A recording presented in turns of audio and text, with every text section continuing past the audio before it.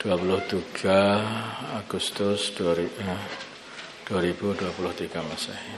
Masalah khunsa muskil. Khunsa itu bencong. Bencong yang muskil itu yang memang sudah aslinya ada dua alat kelamin. Ada sepasang suami istri yang sudah lama mendambakan anak perempuan. Akan tetapi yang mereka dapatkan adalah anak khunsa, yaitu memiliki dua kelamin. Khunsa asli, bukan orang laki-laki ngaku-ngaku wanita, bukan ini khunsa asli. Karena mereka sudah memiliki 3 anak laki-laki dan sudah lama menanti anak perempuan, maka beberapa hari kemudian mereka memutuskan untuk melakukan operasi pemotongan alat kelamin laki-laki bayinya tadi dan menyisakan kelamin perempuan. Akhirnya mereka pun memperlakukannya layaknya anak perempuan, baik itu dari cara berpakaian, tingkah laku, sopan santun dan lain-lain. Setelah beranjak dewasa, ternyata anak tersebut tidak haid. Nah, malah sebetulnya laki-laki dia itu, tidak memiliki rahim pula. Nah, ini adung keliru ini orang tuanya. Sehingga anak laki-laki dipotong masih bayi itu ya. Dan tidak memiliki payudara. Akan tetapi sifat dan gaya hidupnya sudah terbiasa seperti layaknya perempuan karena mulai kecil sudah dilatih jadi perempuan. Permasalahannya begini, bagaimanakah hukum tindakan orang tua tersebut? Perbuatan tersebut yaitu memotong alat kelamin bayinya tadi, alat kelamin laki-laki bayinya tadi tidak dibenarkan dan haram. Nah, itu enggak benar itu. Karena pertama melukai dan menyakiti anak. Yang kedua mengubah ciptaan Allah Ta'ala. Nah sekarang bagaimana gitu? Kalau sudah anak itu sebutnya anak laki-laki, tidak ada rahimnya, ya, dan tidak bisa haid juga. Terus kemudian mau diapakan? Mau dinikahkan. Kalau sudah gede, kan nggak bisa dinikahkan juga. Dia harus menikah dengan perempuan. Mau nikah sama perempuan sudah nggak punya. Mau gimana lagi? Mau nikah sama laki-laki, sama-sama laki-lakinya. Habislah. Sehingga masa depan anak itu hancur itu. Gara-gara ambisi orang tua. Nah ini makanya dosa yang seperti itu. Jadi sebelum apa-apa itu mestinya harus diperiksakan ke dokter. Ini laki-laki atau perempuan. Dilihat. Kalau dokter sekarang kan mudah.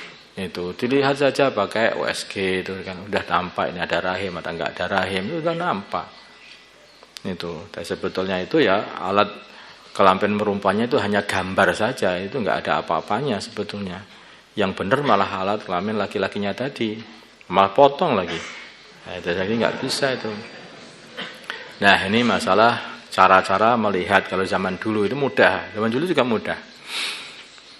Perlu diketahui bahwa bayi yang terlahir dengan memiliki 2 kelamin sudah terjadi semenjak zaman Nabi. Sejak dulu sudah ada, orang itu kelainan itu ada. Dan sudah dibahas oleh ulama-ulama terdahulu. Adapun penentuan status apakah laki-laki atau perempuan, maka ada zaman dulu itu aja bisa canggih sekali mereka. Yaitu dilihat mana alat kelaminnya yang berfungsi. Nah, apabila yang berfungsi adalah farjinya, maka ia dihukumi perempuan, dan jika yang berfungsi adalah zakarnya, maka ia dihukumi laki-laki. Nah ini pertama kali harus itu. Kemudian, jikalau keduanya berfungsi, maka dilihat mana yang lebih dulu mengeluarkan air seni. Nah itu, padahal dulu belum ada US kira, tapi mereka punya otak, punya fikir. Kalau keluarnya bareng, maka dilihat mana yang paling akhir berhenti. Nah, jika berhentinya, kalau kencing maksudnya, kalau kencing itu keluarnya bareng, maka mana yang paling akhir berhenti. Jadi mulai akhir itu berhenti, yang paling lama itulah berarti yang condong kepada, kalau yang lama itu laki-laki berarti ya itu yang laki-laki. Jika berhentinya sama, keluarnya bareng, berhenti juga bareng, maka dilihat dulu kelamin mana yang mengeluarkan sperma katanya. Kemudian dilihat juga apakah ia mengeluarkan darah haid atau tidak. Kalau masih juga seperti itu, sama semuanya, sama semuanya. Kalau semua tersebut tidak ada, maksudnya semuanya sama, tidak ada yang bisa tidak ada yang dapat diunggulkan, ya, maksudnya. Kalau semua tersebut tidak ada yang dapat diunggulkan, maka dilihat kecondongan hatinya. Baru di sini. Ketika ia sudah balik nanti, jika ia menyukai wanita, berarti laki-laki. Maka ia adalah laki-laki. Jika dia menyukai laki-laki, maka ia adalah wanita. Itu saja. Itu baru terakhir. Apalagi kalau zaman sekarang itu nggak susah, sama sekali. Sekarang lihat saja, ada rahimnya enggak, udah nggak ada ya berarti laki-laki, sudah selesai. Jadi nggak ada orang itu kayak LGBT itu nggak ada. Namanya jenis kelamin hanya 2. Ya, ada jenis kelamin sampai 7, 9. Gitu. Nggak ada yang namanya aku ini wanita terjebak dalam tubuh laki-laki. Enggak, lama-lama kelamaan saya kira bukan wanita yang terjebak dalam tubuh laki-laki. Itu setan yang terjebak dalam tubuh manusia kayaknya itu. Itu cocoknya begitu itu. Jadi nggak bisa dikatakan seperti itu. Omongan orang-orang yang nggak ngerti agama ya seperti itu. Namanya orang itu kumpul dengan para wanita, bisa jadi dia itu jadi kayak wanita. Kumpul dengan para laki-laki, bisa jadi seperti laki-laki. Kebanyakan orang yang bermasalah seperti itu, semua saudaranya laki-laki semuanya. Maka dia hanya wanita sendiri. Nah, kadang-kadang jika terjadi jadi tomboy gitu. Kalau saudaranya perempuan semua, dia itu laki-laki satu-satunya. Bisa jadi nanti ya, macam-macam permasalahan. Atau dia itu karena kerjanya bareng sama bencong semuanya, berarti bencong semuanya. Itu tular menular. Itu penyakit jiwa. Jadi yang seperti itu harus disembuhkan, dan itu bisa disembuhkan. Diruqyah, namanya seperti itu, haid khizi, itu nanti sembuh. Sedekah sunnah bagi orang yang belum menunaikan sedekah wajib. Bagaimana hukum mengerjakan sedekah sunnah bagi orang yang belum membayarkan sedekah wajib fardu, yaitu zakat? Diperinci, haram jika ia tidak punya harta penghasilan lain yang digunakan untuk membayar sedekah wajibnya. Satu-satunya untuk membayar sedekah yang hanya itu, malah dia disedekahkan sunnah dan tidak sedekah wajib. Nah ini akhirnya malah tidak zakat. Tidak mau sedekah wajib. Bolehkah sunnah? Bolehkah?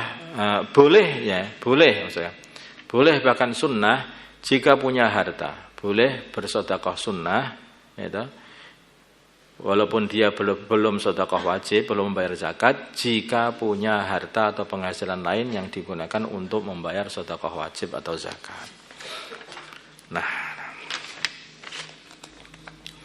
karena ada orang itu kalau sedekah sunnah itu kasih orang laksanakan, tapi begitu dia itu seharusnya zakat mal, dia tidak pernah zakat.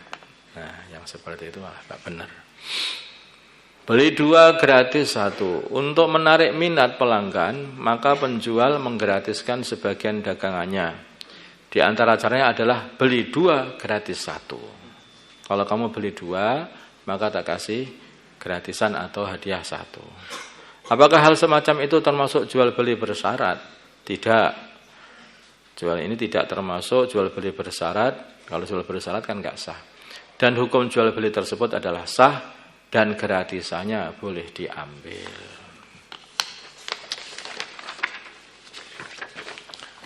Allahumma shalli ala sayyidina Muhammad wa ala sayyidina Muhammad wa salli ala sayyidina Ibrahim wa ala ali sayyidina Ibrahim wa barik ala sayyidina Muhammad wa ala sayyidina Muhammad wa barik ala sayyidina Ibrahim wa ala ali sayyidina Ibrahim. Allahumma arham mad sayyidina Muhammad, Allahumma ighfir lahu mad sayyidina Muhammad, Allahumma aslih mad sayyidina Muhammad, Allahumma alih baina qulubi mad sayyidina Muhammad, Allahumma ansur mad sayyidina Muhammad, Allahumma ansur sultanan nasira, sallallahu ala sayyidina Muhammadin wa ala alihi wa sallam, alhamdulillahi rabbil alamin.